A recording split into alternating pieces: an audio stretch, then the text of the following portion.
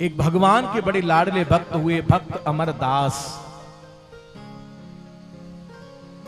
गोवर्धननाथ गिरिराज बाबा की बहुत सुंदर सेवा करते हैं।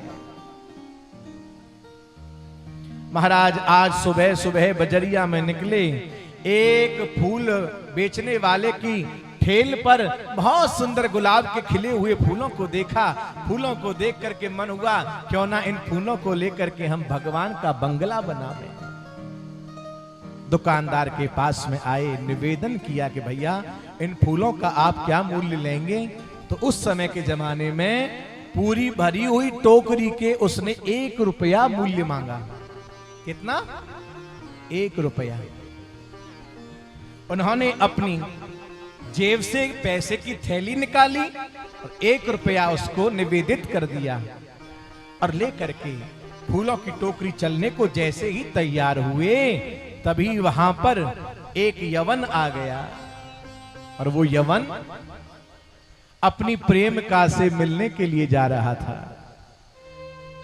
उसने सुंदर फूलों की टोकरी में फूलों को देखा, देख करके सोचा यदि इन फूलों को लेकर के मैं अपनी प्रेमिका के बालों में फूलों का गजरा पहनाऊंगा, हाथों में हथफूल पहनाऊंगा, बालों में बेणी सजाऊंगा, तो वो मेरी प्रेमिका मुझको और ज्यादा प्रेम करेगी। प्रेमिका के पास में आकर के कहने लगा, हाँ, ये फूल बेचने वाले के पास में आकर के कहने लगा, भैया आप इन फूलों का कितना मूल्य लोगे? दुकानदार बोला, भैया ये फूल अब बिक चुके हैं। अरे बिक गए तो क्या हुआ, कितने रुपए में बिके? बोले महाराज 1 रुपए में। तो बोले हम 2 रुपया देंगे। अमरदास जी बोले ये भी कोई जबरदस्ती है। अरे भाई हम फूलों को ले चुके हैं। यवन बोला कि तुम ले चुके हो तो हम तुमसे ज्यादा मूल्य भी तो दे रहे हैं। बोले अच्छा ऐसी बात है। तो दुकानदार से अमरदास जी बोले, भैया अब यदि बात मूल्य लगाने की आ गई है, ये अपनी प्रेमिका को रिझाना चाहता है और हम अपने ठाकुर को रिझाना चाहते हैं। अब इसके 2 नहीं, हम 4 रुपए आपको देंगे, लेकिन फूलों को हम लेकर के जाएंगे। अब यवन की भी इज्जत पर आ पड़ी। बोला अच्छा तुम पत्थर के लिए 4 रुपए खर्च कर सकते जो तुमको कुछ नहीं देगा। अरे जो प्रेमिका मुझको प्रेम सुख रोज देती है, मैं उसके लिए 8 रुपए दूंगा, लेकिन ये फूलों की टोकरी मुझे चाहिए। अमरदास जी बोले अच्छा हम 16 देंगे। अमरदास जी 16 लगाई बोली तो यवन बोला हम 32 रुपए देंगे। अमरदास जी बोले हम 50 रुपए देंगे। यवन बोला हम 80 रुपए देंगे। महाराज बोली लगाते लगाते 100 रुपए तक पहुंच गई। प्रेम से बोलो राधे। यवन मुस्कुराया, बोले इस पागल की बुद्धि खराब हो गई है, ये तो पागल हो गया है। 100 रुपए, 100 रुपए में तुम जाने कितनी प्रेमिकाएं मिल जाएंगी। ले जा भैया, तू ही ले जा इन फूलों को। उन फूलों को अमरदास जी पता है अपने खेत और खलिहान को बेच करके उस माली का मूल्य चुका करके 100 रुपया, क्योंकि उस समय 100 रुपए साधारण बात नहीं थी प्यारे भगवत प्रेमियों। 100 रुपया अपने खेतों को खलिहानों को बेच करके मूल्य चुका करके फूलों की टोकरी को सिर पर रख करके, और सुनो सब कुछ बिक गया, लेकिन मन में मायूसी नहीं है, बड़ी प्रसन्नता है। और टोकरी को सजा करके लेकर के चले आए और घर के आंगन में गिरिराज बाबा को, श्रीनाथ प्यारे को बैठायो। महाराज सुंदर सुंदर फूलों के द्वारा आज भगवान का फूलों का बंगला बनाया है, और फूलों का बंगला बना करके उसमें श्री जी बाबा को बिठा करके और एक सुंदर फूलों की माला लेकर के आज श्रीनाथ प्यारे को धराई है। महाराज धराई तो थी अमरनाथ जी ने ये माला अपने घर के आंगन में, लेकिन देखो हमारे गोवर्धन में श्रीनाथ जहां से प्रकट हुए हैं गिरिराज बाबा, वो स्थान है जतिपुरा। वहां ऊपर गिरिराज बाबा की पहाड़ी पर मंदिर बना हुआ है। वहां पूज्यपाद परम स्मरणीय वंदनीय श्री वल्लभाचार्य गोसाई जी महाराज भगवान की सेवा कर रहे थे। अमरदास जी ने फूलों के हार गले में भगवान के अपने घर में धारण कराए हैं और उधर जतीपुरा में भगवान की गर्दन महाराज झुकी चली जा रही है। मानो ऐसा लग रहा है किसी ने गले में बहुत वजन रख दिया हो। जैसे अपने गले में बहुत सारा वजन लटका लो तो गर्दन झुकने लगती है ना, ऐसी भगवान झुकते जाएं। गोसाई जी मुकुट धरा में, अलकावली धरा में, पाग धरा में, महाराज जैसे ही तो धरा में वो टेढ़ी है जाए, बार बार संभालें। और एक बात बताऊं, महाप्रभु जी ठाकुर जी से स्वयं वार्तालाप करते थे। हाँ, यदि आप प्रेम करोगे ना तो भगवान मूर्ति में ही नहीं आपके साथ खड़े होकर के भी बात करेगा।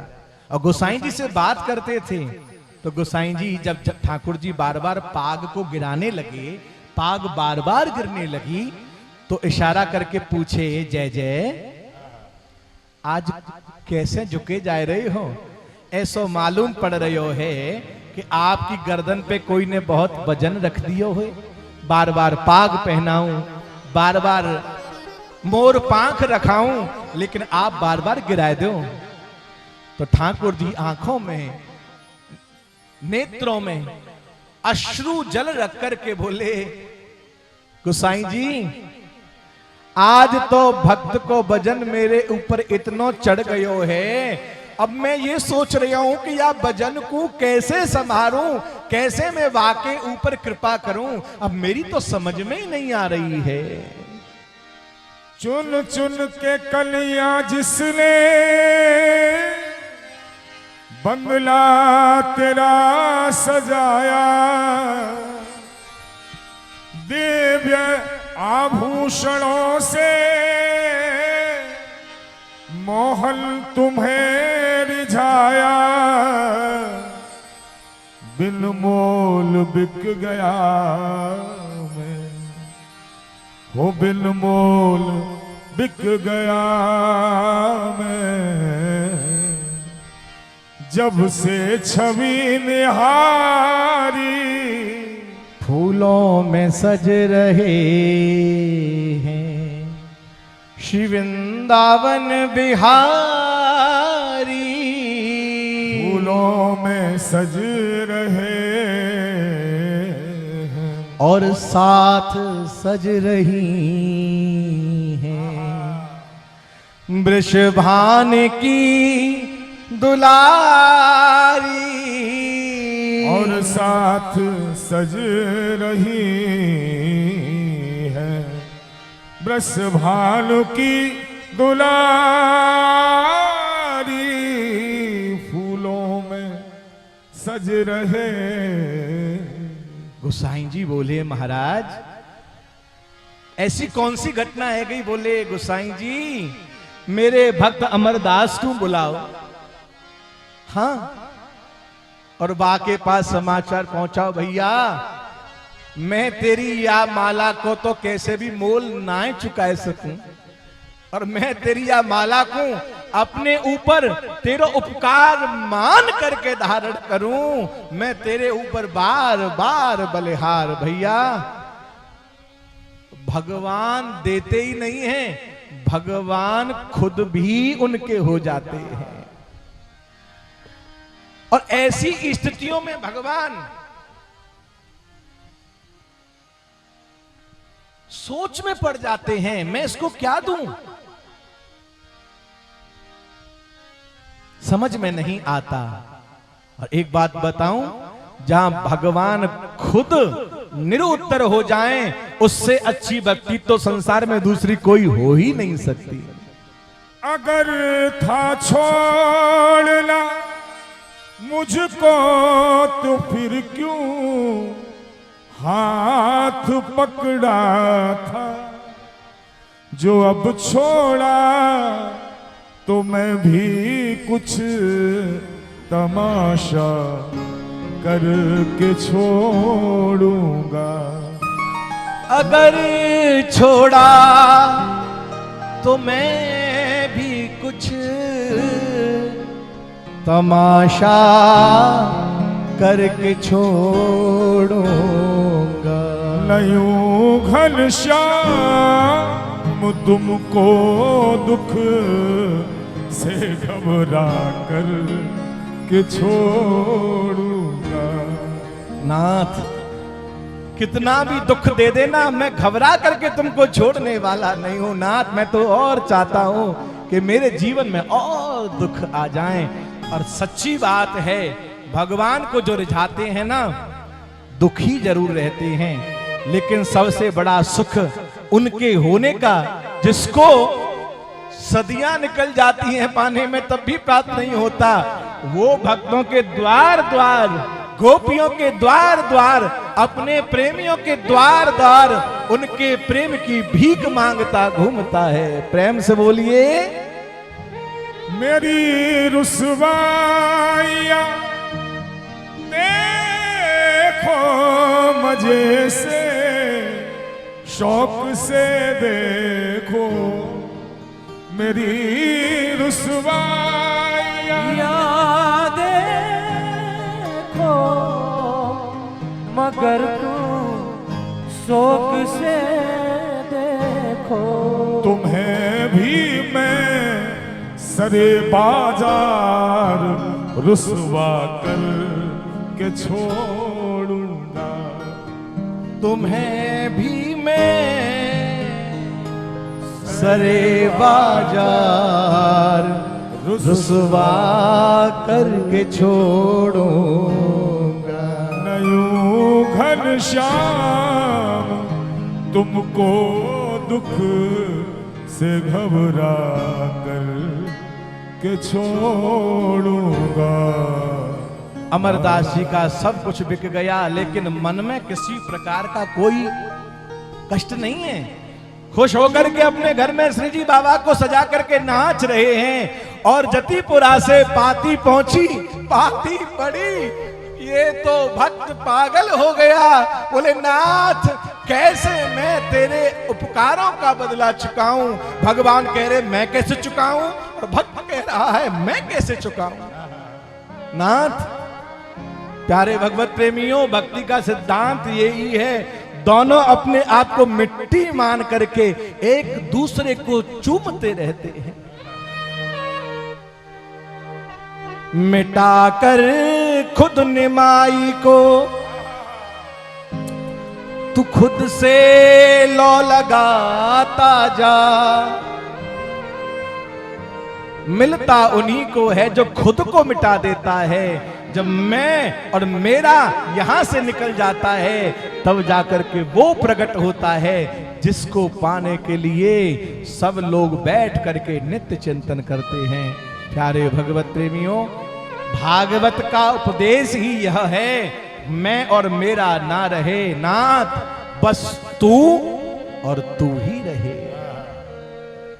हर कथाओं का, हर भक्ति का, हर सिद्धांत का, द्वैत अद्वैत का, सभी पंथों का, सभी मार्गों का केवल एक ही वक्तव्य है कि कैसे भी उनका हो जाओ। लेकिन एक बात और मैं बताऊं, मोहब्बत के लिए कुछ खास दिल महफूज होते हैं। मोहब्बत के लिए कुछ खास दिल महफूज होते हैं। ये वो नगमा है जो हर साज पर गाया नहीं जाता। ये वो नगमा है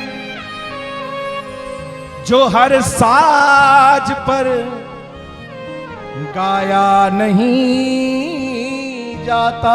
वो नगमा है जो हर साज पे गाया नहीं